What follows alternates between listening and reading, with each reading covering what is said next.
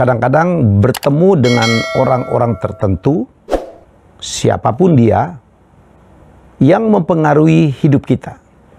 Kali ini saya akan cerita tentang seorang sahabat saya, bos saya juga, yang saya belajar banyak dari dia. Hidup saya berbanding terbalik dengan dia, ya.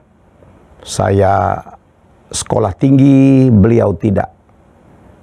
Hanya tamat SD kalau tidak salah, dan hidupannya keras banget, ya. Dan pertemuan saya dengan dia, saya pernah bekerja mendampingin beliau, ya, lebih tua dari saya, seorang yang sangat senior, juga seorang yang sangat temperamental, keras hidupnya, ya. Juga ada sesuatu yang saya ambil dan mempengaruhi juga hidup saya. Ya, beliau ini adalah orang yang saya tidak duga, ya, bisa kemudian akrab dengan saya. Ya, pernah akrab sebenarnya, ya. Jadi karena bertahun-tahun terakhir kita karena masing-masing punya kesibukan, sudah lama juga tidak bertemu, mendadak saya kepengen ngopi-ngopi dengan beliau. Beliau itu adalah seorang dari keturunan dari China lah, ya. Seorang sahabat saya, keras sekali hidupnya, agak-agak preman juga, ya. Melawan sekali, berani sekali. Hidupnya penuh dengan up and down, ya. Pernah tinggal di bawah jembatan, pernah hampir mati ditusuk, ya. Dan kemudian berantem itu adalah urusannya sehari-hari. Tetapi dia menunjukkan kesuksesannya. Beliau ulet, setia kawan yang saya lihat, sangat setia kawan, ya. Dia membantu orang yang teman-temannya dia yang dianggap baik. Dan saya pernah sangat dibantu, ya, dalam beberapa bisnis pertunjukan yang saya jalankan, ya, mulai dari SEA Games, PON, dan beberapa kegiatan lainnya didukung oleh beliau. Mungkin saya tidak perlu menyebut namanya dan orang juga tahu, ya, orang-orang dekat. Apa yang saya pelajarin, ya? Apa yang saya pelajarin dari beliau adalah satu, ya, pada satu hari beliau memberikan kepercayaan saya untuk menjadi CEO dari sebuah perusahaan properti broker properti franchise yang dia beli dari luar negeri, ya. Saya diangkat jadi CEO, saya dikasih saham, dan pada satu hari kita rapat di kantornya. Agen-agen kita semua kita undang dari seluruh Indonesia, ya, cukup banyak. Apa yang terjadi? Ya, saya mimpin meeting, beliau di samping saya. Kemudian para agen-agen itu mulai dari bagus, kemudian berkeluh kesah. Kok nggak inilah, kok nggak capai inilah, minta keringanan lah, dan sebagainya, dan sebagainya. Saya sebenarnya, ya, saya bilang sebagai CEO, saya akan pertimbangkan, saya akan bicara dengan bos, ya. Nanti mungkin bos akan memberikan solusi. Bapak yang sabar, ya. Nanti semua kita ini jalanlah. Ya, sebagaimana layaknya seorang motivator lah. Saya minta Bapak dan Ibu tetap semangat. Ya, mari kita sama-sama membesarkan perusahaan kita. Insya Allah kita punya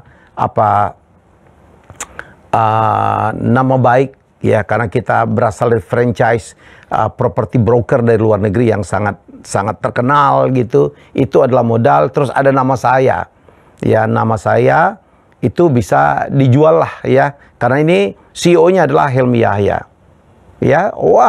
Saya ngomong wise banget, ya, dan kemudian peserta rapat itu udah ngangguk-ngangguk, udah mengerti, ya Pak Helmi, ya Pak Helmi.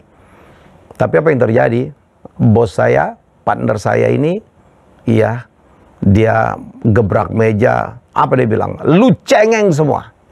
Gitu. Nggak ada cerita-cerita berkeluh kesah gini, nggak bisa. Belum dicoba kok, belum bisa. Kita ini, ya, karena ada yang bilang, Pak, kami udah berminggu-minggu nggak ada closing, Pak. Kami udah susah hidupnya.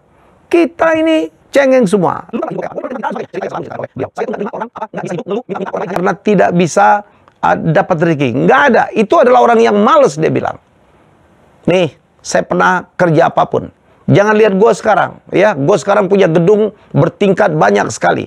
di seluruh Jakarta, di Bali dan mana-mana. Tapi saya meraihnya dari nol, dari minus, hampir mati. Lu sendiri nggak pernah kan dia bilang, ya, apa tidur di bawah jembatan? Gua pernah. Asal lu tahu aja. Tapi gua nggak cengeng. Gua kerja keras, gua berpikir bagaimana gua nyari rezeki. Ya, pantang tuh. Minta keringanan, nggak ada tuh cerita. Ya, sebenarnya orang tuh, nah ini yang paling penting.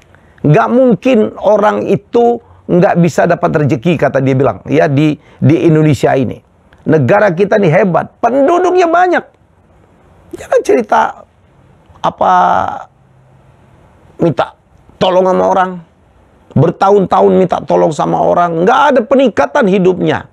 Ya, masa sih? Ingat ya, di agama kita pun diajarkan tangan di atas lebih baik daripada tangan di bawah. Ya, jadi berusahalah dulu. Kalau kita berusaha, Tuhan pasti akan mengabulkan. Nih, kalau lo nggak males nih, pagi-pagi, ya, misalnya jual bubur kacang. Berapa sih modalnya bubur kacang? Jual bubur ayam, berapa sih modalnya? Lu tahu bubur ya, itu untungnya gede banget. Bubur kacang, cuman kacang hijau, airnya banyak. Dikasih gula merah, selesai itu. Lu dagang tuh, dari rumah ke rumah. Lu dagang di depan sekolah, di depan kantor, nggak mungkin lu nggak laku. Lu jual 5.000 aja, laku 10 bungkus, itu udah 50.000, bos. Siang, lu kemana? Ke depan sekolah, jual pisang goreng kek. Ya, jual onde-onde kek.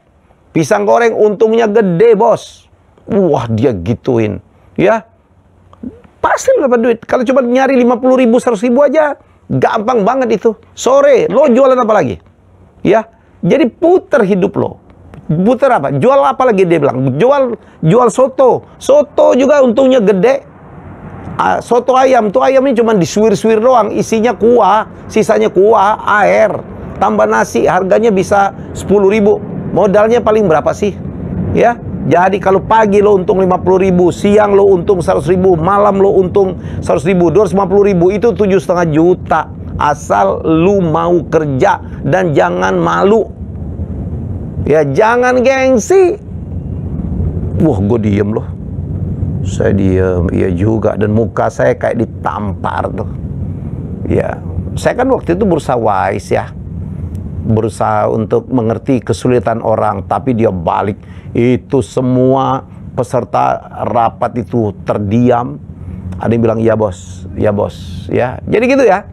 Jadi nggak ada tuh cerita-cerita. Belum apa-apa udah minta keringanan. Belum apa-apa minta penundaan pembayaran. Belum apa-apa udah mengeluh. Nggak ada cerita. Lu harus berusaha. Gue bantu. Gue sama Helmi akan bantu.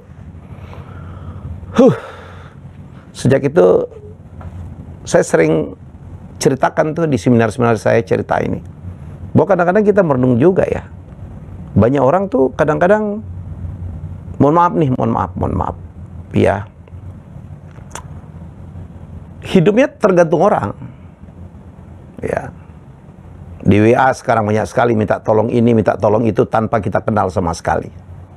Ya, itu terjadi ke siapapun ya, termasuk ke saya ya. Ada yang saya bantu, ya ada yang, waduh, kadang-kadang mengganggu ya. WA tiap hari, kita lagi meeting dia miss call, gitu. Dan nggak sekali nih, kadang-kadang berkali-kali, ya tiap periodik. Ya, dengan nama yang juga kadang-kadang mohon maaf, namanya Ramadan tiba, namanya bukan nama asli, ngirim nomor rekening, ya. Dan saya pikir, ya sih, bulan Ramadan adalah bulan yang sangat baik untuk membantu, ya sebagian saya bantu ya. Sebagian kadang-kadang saya mikir juga gitu, ya jadi mungkin Anda pun mengalami hal yang sama. Ya, mengalami hal yang sama. Saya juga bingung dari mana mereka dapat nomor saya. Ini juga persoalan di Indonesia ya. Jangan-jangan mereka setelah dapat, mereka akan bilang, atau orangnya itu tuh juga tuh. Ya, jadi menurut saya, mohon maaf nih kalau ada yang tidak berkenan. Saya berharap mari kita berusaha supaya kita tidak tergantung kepada orang lain. Sedekah, pasti sedekah. Ya. Kita berbagi, apalagi dalam bulan Ramadan, Masya Allah, pahalanya besar sekali. Ya, mari kita sama-sama melakukan itu. Ya, tapi mari kita melepaskan diri gitu dari ketergantungan kepada orang lain. Itu message-nya.